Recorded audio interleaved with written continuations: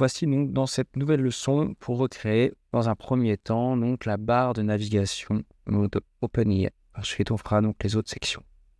Donc déjà, avant de commencer et avant de supprimer les éléments, comme j'ai dit précédemment, on va être malin et on va utiliser donc nos éléments qui sont de notre template Client First. Et je vais venir expliquer pourquoi il faut qu'on fasse exactement pareil. Parce que déjà, c'est la fameuse nomenclature Client First. Donc, chaque page est configurée comme cela. Donc, en fait, c'est important de bien comprendre que sur toutes les pages, on a donc en dessous du body, on a le page wrapper. OK. Ensuite, c'est en fait un container global de toute la page. Donc, c'est la première prise de structuration. L'objectif en fait du page wrapper, juste pour vous dire, c'est d'isoler le style de la page du reste du document, permettant ainsi un contrôle plus précis sur les styles et les scripts qui affectent la page. Okay. Ensuite, on a en dessous la global style qui est en vert. Pourquoi en vert? Parce qu'on a créé, donc, comme vous pouvez voir ici, un component. Component, c'est quelque chose pour avoir un peu plus en détail par la suite, mais c'est, si vous voulez, un élément. Si je le modifie ici et que hop, je le mets partout sur la page, et vu que ma modification ici sur cette page, c'est dans un component, et ce sera partout les autres pages.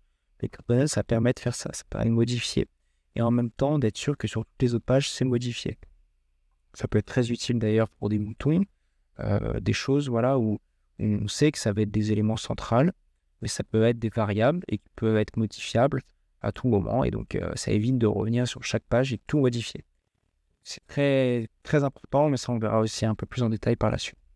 En tout cas, le global style, c'est un élément embed, on appelle ça. On peut voir ici, c'est du code. Donc là, tout simplement, quand je clique sur Setting, je vais voir HTML Embed Settings et je clique sur Open Code Editor. Là, je vois tout le code qui a été rajouté. Donc, c'est le code par défaut qui a été rajouté par Client First. Et en fait, dans ce code, ça inclut des resets CSS, des styles de base pour la typographie, les liens, les boutons, etc. Donc en fait, l'objectif, c'est d'assurer une cohérence visuelle sur tout le site et réduire la redondance dans les définitions de style.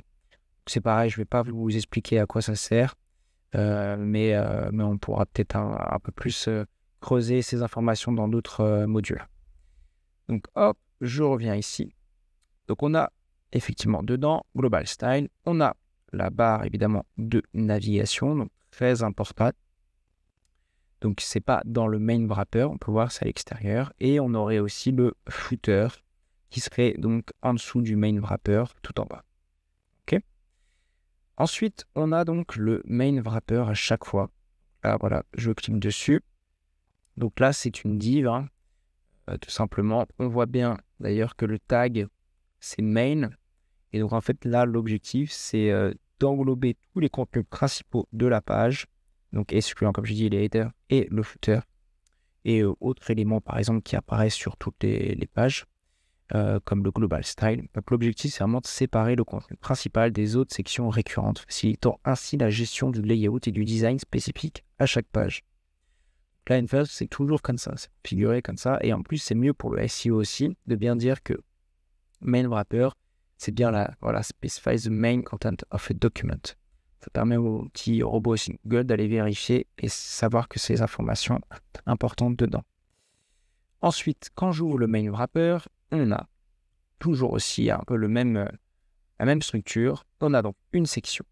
Donc, on va voir la section héros. Là, je vais vous expliquer, mais c'est une div taguée en section. Donc ça, c'est une spécificité Client First qui utilise l'élément div, mais on pourrait ajouter tout simplement donc une section. Vous voyez, section ici. Donc eux, ils ont rajouté une div, mais c'est similaire. Ça fait exactement la même chose. Ils ont mis le tag HTML ensuite sur section. Mais voilà, juste pour être sûr, en dessous du main wrapper, on a à chaque fois la section. Là, c'est la section hero. Mais évidemment, on aura section feature, section autre et voilà, ainsi de suite. Ensuite, dans la section, on a le padding global. Donc là, c'est utilisé pour appliquer un espacement uniforme autour en fait des contenus de la page, créant ainsi une respiration visuelle. Le padding global, il est toujours ajouté souvent après une section pour être sûr que on a une cohérence à chaque fois visuelle. et ça évite en fait d'aller modifier à chaque fois les sections, d'aller changer les paddings ou les marges et ainsi de suite. Là, on est sûr qu'on a du padding par défaut. Ensuite, dans le padding global, on a, je vais un peu agrandir, on a donc le container. Donc là, ça peut être un container médium, container small, mais là, c'est large. D'accord? Donc là, comme vous le savez, les containers sont utilisés pour contrôler la largeur maximale du contenu et centrer ce contenu donc, dans la vue de la page. Ça joue un rôle important et crucial dans la création des sites. Donc l'objectif, c'est vraiment de permettre une meilleure gestion de l'espace et du responsive. En fait, ça offre vraiment une expérience utilisateur cohérente sur différents appareils. Donc c'est très important d'avoir à chaque fois un container. Et ensuite, dedans, on va venir rajouter nos éléments. Ça peut être des utility classes, des custom classes ou autres. Et ça, justement, je vais vous montrer ensuite comment faire. Et voilà, ça, c'était important avant de commencer. C'est toujours la même structure, vous allez voir à chaque fois. Donc là, dans notre barre de navigation, si je l'ouvre, on voit d'ailleurs qu'on a aussi un component. C'est très bien, c'est un bon réflexe parce que les barres de navigation, elles sont sur les pages. Donc si on modifie hop, ce component, donc je double-clique dessus pour ouvrir le component, on voit bien que je suis donc dans la navbar. Et là, quand je vais modifier, donc ça va modifier tous les éléments qui, mes components, donc le component navbar qui sont présents sur d'autres pages. Donc là, quand j'ouvre le component, on a bien nav-du-bas component. Là, ils ont rajouté tout simplement l'élément par défaut. Quand je tape ici nav, on a bien l'élément navbar. Donc, c'est un petit chapeau avec voilà, les petits éléments. Donc, c'est très important. Quand vous voulez rajouter une barre de navigation, il faut toujours utiliser l'élément de Webflow. Voilà, on voit bien là. Parce que dedans, ils ont une configuration prédéfinie avec le fameux bouton quand on passe voilà, avec l'écran. Par exemple, un peu plus petit, une tablette. Mais là, on a le bouton et ça ouvre justement le menu. Si je clique dessus, voilà, un menu. Et donc, on a nos éléments. Donc, c'est important d'utiliser toujours la barre de navigation par défaut de Webflow. Donc là, c'est ce qu'ils ont fait. Dedans, ils ont intégré padding global. C'est très bien. C'est justement avoir le padding tout autour. Donc, si je vais sur le tableau de style, hop, je viens et je vois que c'est configuré en 2,5 rem. Donc, je vais aller vérifier. Est-ce que d'ailleurs, on peut voir si plus ou moins c'est à peu près pareil. Hop, bon là, on ne peut pas trop voir, mais c'est à peu près pareil. On va peut-être un peu agrandir 2,5, on verra par la suite. Ok. Ensuite, on voit bien qu'on a nav underscore container. Donc là, ça regroupe nos éléments importants. On va avoir le logo. C'est un link block. Je vais vous montrer aussi comment on ajoute avec une image à l'intérieur. Ok. Ensuite, on a le nav menu. Donc ça, c'est l'élément vraiment que Webflow crée par défaut. Donc c'est important de garder cet élément. Si vous le supprimez, vous avez plus justement ce bouton qui s'ouvre bien et qui disparaît. Donc il faut bien garder. On peut modifier à l'intérieur et le mettre d'autres éléments, mais il faut garder cet élément. Et on a donc là plusieurs aussi nav link, tout simplement. Et puis là, c'est caché parce que c'est fait exprès. C'est en display, vous rappelez, none. Quand je suis en taille d'écran autre, il apparaît. Et donc, en fait, c'est fait exprès pour justement le cacher. Donc, ça, c'est si je clique ici sur Nav Component et je vais dans Settings, je vois effectivement que menu icône, tablette and below, c'est à partir donc de la tablette. On peut venir configurer. On peut dire que ça peut être aussi, voilà, pour la taille d'écran. Donc là, j'ai mon bouton et ainsi de suite. Donc là, je laisse comme ça pour avoir en taille d'écran mes différents éléments. Donc, un nav menu qui apparaît ici. Ils ne sont pas cachés. Donc voilà. Il y a d'autres paramètres ici pour la barre de navigation, mais là, ce n'est pas le plus important. Je vais venir donc utiliser dans un premier temps. On va venir voir déjà. On a donc dans Webflow, on a effectivement là la barre de navigation qui est transparente. Il n'y a rien derrière, parce qu'il y a une vidéo qui est sur la section héros, qui prend tout l'espace. On va venir vérifier si nav component c'est transparent. Non, là je vois que c'est. Je vais faire hop, transparente sur, voilà, on rajoute ça derrière des infos. Ensuite, j'ouvre Donc, dans Nav Campaigner, ce qui m'intéresse déjà, c'est de changer le logo.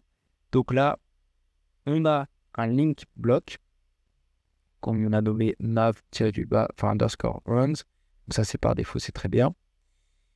On a ici, vous voyez, dans les settings du link block, on a différents éléments. Et là, on a brand settings et on a justement l'URL. Donc là, on peut venir dire que quand on clique dessus, on arrive sur la page home. Open in, donc c'est toujours cette page. Je ne veux pas que ce soit une nouvelle page, mais on peut cliquer ici pour dire que ça ouvre un nouvel onglet à l'utilisateur. Très bien, on laisse comme ça. Et on vient ensuite venir configurer l'intérieur et venir changer donc cette image parce que c'est pas notre logo.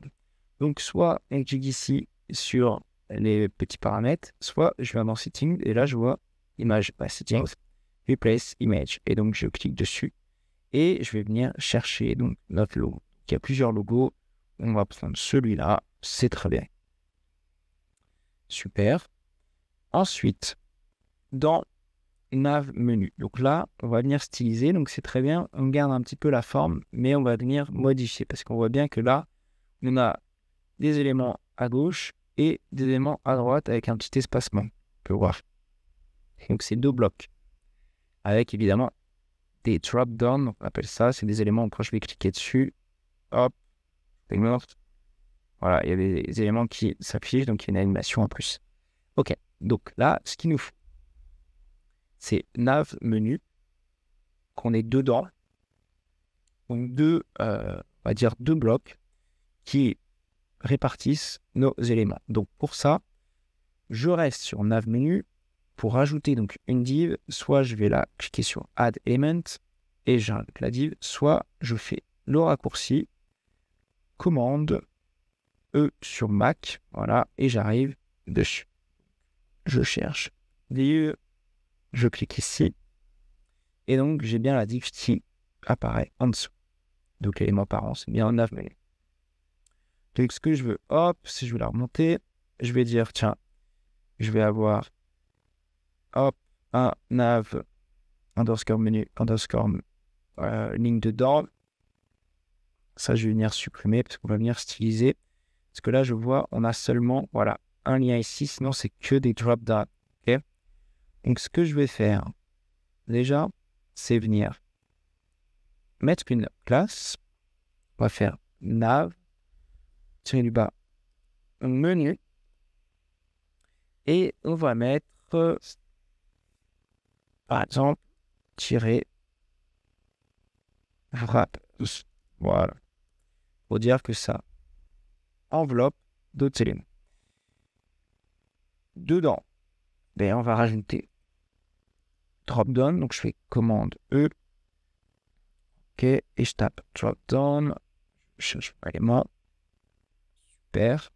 J'ai mon drop-down que je vais venir hop, ça. Ce que je veux, c'est venir configurer. Donc je vais hop, cliquer sur la petite flèche. On voit qu'il y a plusieurs éléments dans un drop-down. Donc là, si j'ouvre tout, on voit, donc on a l'icône, on a le texte, super, et là, on a la liste. Donc c'est les éléments qu'on nous dans le drop-down. Ce que je vais venir configurer, là, je vais laisser drop-down, ça sert à rien de mettre une classe, pas modifier. Je vais venir configurer ici, maintenant, une classe. On va dire, hop, tout simplement, une menu, tirer wrapper, underscore, drop-down.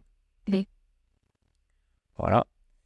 Et on va venir configurer. Donc là, on veut du texte qui soit blanc. Je mets white. Voilà. Super, ça change. Et je vais venir tout simplement copier-coller. Donc c'est research. Hop. Research. Super. Donc on a une flèche, c'est la même. On va pas venir la styliser. Ça ressemble à la même, peut-être un peu aussi, mais c'est pas grave. Alors, on va aller dans les settings et on va ouvrir le menu et on va dire show pour montrer comment ça s'affiche. Et là, on voit notre fameux drop-down list. Donc là, je peux venir mettre une classe pour dire que effectivement, je viens la styliser pour pas se perdre. Drop-down-list. Donc là, elle est en open. Ce que je veux, c'est que ce soit transparent. Hop, donc là, automatiquement, elle m'a mis les couleurs, mais moi, je veux transparent. Je veux que le texte, il soit en blanc. Pareil, white. Ok, donc là, ça ne change pas parce qu'on a des drop-down links. Donc, ils sont, voilà, relatifs, non pas, voilà, à son élément parent, mais relatifs à tous les links. Donc, on va venir configurer ces drop-down links.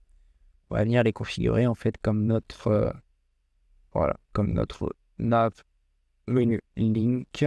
Hop, tac, tac. Je vais récupérer la classe nav menu link. Super. Par contre, il faut le redire de sauvegarde. Voilà. Là, on voit bien. Il a changé de couleur. Et je mets ça.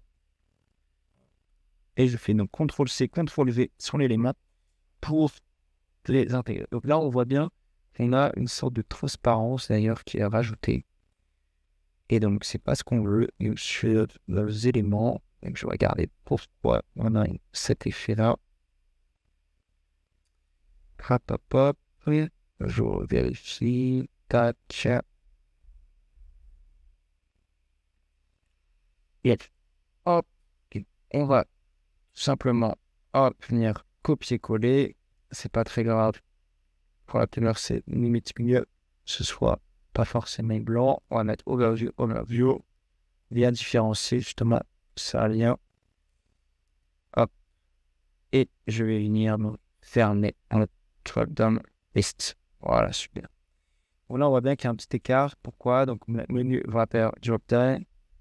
Bien sûr, pas de style. On voit qu'on a du padding. Donc, ça, c'est par défaut Webflow qui nous applique sur cet élément drop-down. Donc, ce que je vais faire, c'est que je vais venir voir ici sur cet élément. Je revois là sur OpenAI, ils n'ont pas forcément de padding, mais on va quand même en laisser nous pour que ça fasse cohérent.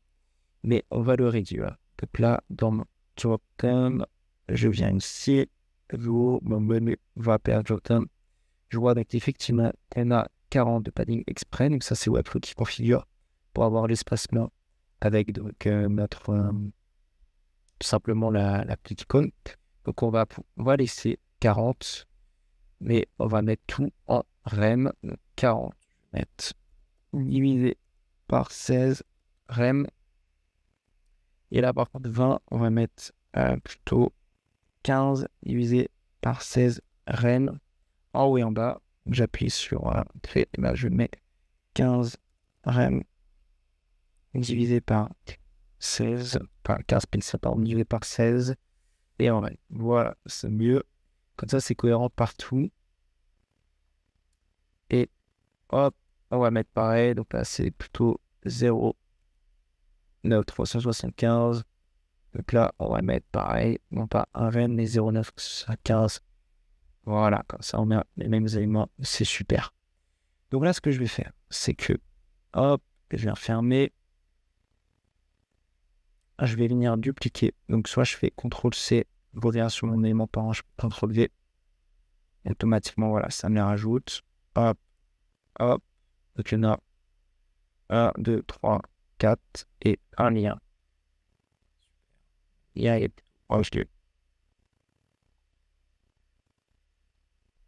voilà. Donc, on a recherche API. Oui. Ensuite, on a ChatGPT, Safety et compagnie. OK. ChatGPT. Save. Et super. Là, on voit bien qu'il y a un petit souci. Et on a donc les éléments qui sont tout à droite. Pourquoi? Parce que là, on a en fait tout simplement un autre nav menu wrapper. Je vais venir dupliquer. Voilà. Donc là, évidemment, ils sont les uns sur les autres. Et moi, ce que je veux, donc, c'est que ce soit côte à côte. Donc, en fait, il faut venir aller changer le layout, la mise en page de nav menu. Donc là, on voit display, on est en bloc. Vous vous rappelez, c'est vraiment l'élément par défaut chaque fois. Les éléments div, ils seront en bloc. Donc, ce qu'on veut, soit on le met en flex, soit en grid, mais là, on ne peut pas pour cet élément qui n'est pas supporté dans les navbars. Donc, ce qu'on va faire, c'est flex, tout simplement. Donc là, c'est bien direction. C'est horizontal et non pas donc vertical comme c'était. OK. Donc là, on voit bien qu'on n'a pas d'espacement d'ailleurs entre les deux. Donc, ce que je peux faire, c'est rajouter un gap, on appelle ça une gouttière, pour faire en sorte qu'il y ait un petit espacement. Donc, c'est un petit léger. On va mettre 0,5 ren, ce qui fait du coup 8 pixels. Voilà, c'est bon. Ensuite, on va venir supprimer certains éléments parce qu'on n'a pas tout ça. Oh, j'ai une erreur. On a juste un lien. OK. C'est pas un drop-down d'ailleurs, et c'est 2 boutons. En fait, on va venir enlever notre drop-down et on va venir mettre donc les boutons en plus du lien. Donc, je garde le lien. Super. Donc, on voit par contre que notre nav menu wrapper, évidemment, il est responsable. Il ne prend pas tout l'espace possible. Donc, moi, ce que je veux, c'est lui dire, tu fais 100% pour l'espace le plus possible. Par contre, je ne veux pas que tu sois configuré à l'intérieur de ma bloc, bien pour un flex, voilà, et que tu sois bien à l'horizontale. Super. Et dans mon nav menu, j'avais pas d'air configuré et je veux que ce soit 100% aussi. Prenne tout l'espace possible. Voilà, super. Et donc, on a bien ici mon nav menu wrapper qui prend tout l'espace possible et ici mon nav menu wrapper aussi qui prend tout l'espace possible.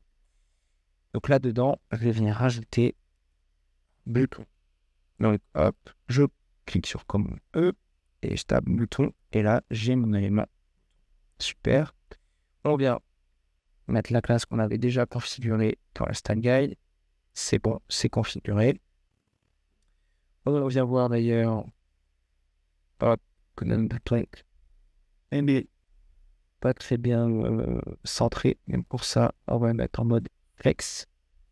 Voilà, on va dire de bien se centrer. Voilà, comme ça on est sûr. Et le bouton, c'est try chat répéter.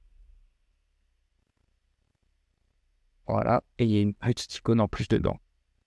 Donc pour ça, je vais vous expliquer, il y a une petite manip à faire en plus. Et ensuite, on a un autre bouton qui est donc loading. Donc on va prendre pareil. La petite différence ici, c'est que dans le bouton, on a en fait la petite flèche. Donc en fait, dans le bouton là, si je rajoute par exemple une image, on va avoir voilà, un petit problème, c'est qu'on ne peut pas ajouter dans l'élément bouton justement une image. Donc ce qu'il faut, c'est contourner ça. Donc en fait, rajouter un élément qui est un link block, qui en fait a une ligne cliquable auquel on peut rajouter des éléments dedans. Donc on peut rajouter un texte, on peut rajouter donc une icône et ainsi de suite. Donc, je me rajoute dans le link block un texte. Donc là, ça va être text block, c'est très simple. Et ça va être la même configuration. Try ChatGPT. Try ChatGPT. Voilà. Par contre, il faut évidemment être un text block et le même style que là, mon paragraphe. Donc pour ça, il faut qu'on mette texte, style, on va dire medium. Simple que c'est comme ça. Par contre, moi je veux pas qu'il soit bleu tout. Et donc je veux qu'il soit blanc. Et je vais venir modifier. Mettre white. Super. Et là, il y a des petits bugs parfois, parce que quand on est dans un link block, il détecte que c'est une URL, et donc il met un petit peu la ligne en dessous comme si c'était une URL. Donc moi, je veux pas de ligne, donc pourtant c'est décoché, mais ce qu'il faut faire, c'est venir cliquer, hop, et recliquer. Et automatiquement, hop, ça s'enlève. Donc là, je vois qu'il y a toujours. Donc il faut venir sur le link block, il faut venir mettre une classe, donc on va l'appeler button-nav-bar. Et on va venir pareil, hop, modifier. Et là, je change. Voilà. Vous voyez, quand je reclique, ça enlève. Et en fait, la couleur du bouton, à chaque fois, il est bleu. Et c'est pour ça qu'on appelle les tons. Voilà. Et le texte dedans, tout est bleu. Donc, nous, ce qu'on veut, non, c'est blanc sur pour les prochains psaumes. On va venir configurer en flex aussi. Super. Et on va venir le configurer un peu comme l'autre. Donc, c'était 0. Hop. Je viens ici. Je copie REM. Et c'était combien de REM sur le côté padding? C'était 0,6. Donc, je clique dessus. Je fais CTRL-C. Hop. Je viens ici. CTRL-V. Je reste appuyé sur option. Voilà. Comme ça, j'ai la même fil. Et on n'oublie pas le border radius. Et en plus, donc, il me semble que le border radius, c'était 0,2 rem, 0,2 rem, allez, on met 0,2 rem, 0,2 rem, et en plus, les borders, voilà, et en blanc. White, super. Donc là, on est bon, c'est similaire. Donc, je viens supprimer ce bouton, on tiendra à le réutiliser, vous verrez, pour la section héros, de toute façon. Et dedans, je rajoute une petite image. Donc là, je vais mettre, c'est l'icône, tout simplement. Là, je vais faire autre chose. Et donc, c'est, il me semble, si je regarde bien, voilà, c'est la même, c'est celle-là. Super. Donc là, je vais mettre tout de suite une classe. Hop, j'enlève ça. Classe. Il y a des classes par défaut dans Client First. Donc, c'est icon one. Voilà, on va mettre un small. 1x1 small. C'est très bien. Mon bouton, par contre, il est un peu serré. Il y a un petit espacement quand même. Donc, pour ça, la mise en page, c'est flex, ça fait très bien. Mais je rajoute un peu de gouttière, donc de gap entre les deux. 0,25 rem, par exemple, pour se donner. C'est un petit peu mieux. Et voilà, c'est un petit peu mieux quand même. Par contre, le padding sur les côtés, il n'est pas terrible. Donc, on va venir un rem plutôt. Qui est un peu mieux. Ok, c'est pas bien pris en compte le padding. C'est un peu mieux. Super. Donc voilà, maintenant qu'on a fait notre bouton, normalement il y a une petite animation, mais là, on va pas avoir le bouton, on va pas forcément le faire, mais sachez que c'est pas très compliqué, on verra dans un autre jeu. Donc là, on a des éléments qui sont pas donnés, on a un autre bouton qui est sans les bords. Ça, on va venir dupliquer celui-ci, CTRL-C, je viens là, CTRL-V, et on va venir rajouter une classe plus, on va dire, is, on va mettre secondary. Voilà. Et là, on va venir enlever tout simplement ici. Je vais cliquer sur style et je vais mettre enlever justement les crêpeuses. Super. On va venir styliser, c'est login.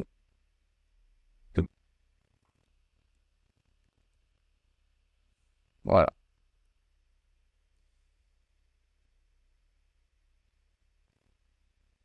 Et, bon, icône est un peu plus gros. Si je mets icône medium, on va voir si ça fait. Non, c'est trop gros. On va revenir. Hop, on va laisser top. Très bien. Donc, par contre, les éléments sont vraiment regroupés sur le côté droit. Donc, pour ça, donc là, on a rajouté une classe is right. Donc, c'est bon. Par contre, on n'a pas de poids. Donc, si je clique dessus, on voit bizarrement, là, parfois on a un petit peu comme ça, ils ont mis un comportement auto. Donc, ils animent la marge. Et du coup, il ne se met pas automatiquement sur la droite. Donc, pour ça, il faut que je tape 0. J'appuie sur option. Alt sur Windows et que j'appuie sur Entrée pour les deux côtés. Voilà, que ce soit pas mis comme ça. Donc là, je reviens ici, donc je vois right, voilà. Et là, c'est bien positionné. Je vais regarder en détail si d'ailleurs c'est bon pour le texte stench. Et normal, donc là, c'est pas forcément les mêmes dimensions, il me semble. Sur les textes, ouais, c'est comme ça. C'est A25. D'accord. Donc, ce qu'on va faire, enlever les classes. Voilà. Je vais enlever les textes size medium. Être sûr que ça hérite. Voilà, super. Ça hérite donc des parents. Et donc, du coup, c'est bien A et c'est très bien. Donc là, on est bon. On a notre barre de navigation. On a un petit espacement par contre ici. On va venir tout de suite changer ça. Hop. Donc, nav menu. Et c'est plutôt un nav container. Donc, dans nav container, hop, et on a un gap à faire. Donc, on va dire que c'est un rem. Hop, donc c'est un rem. Non, parce que là, la taille d'élection, bah, il te faudra. Si je mets un rem, un, c'est un peu plus tout de même. On va mettre deux règles, entrée, petit espacement. Ouais. Ok. Bon, ensuite, je passe et donc, on va commencer à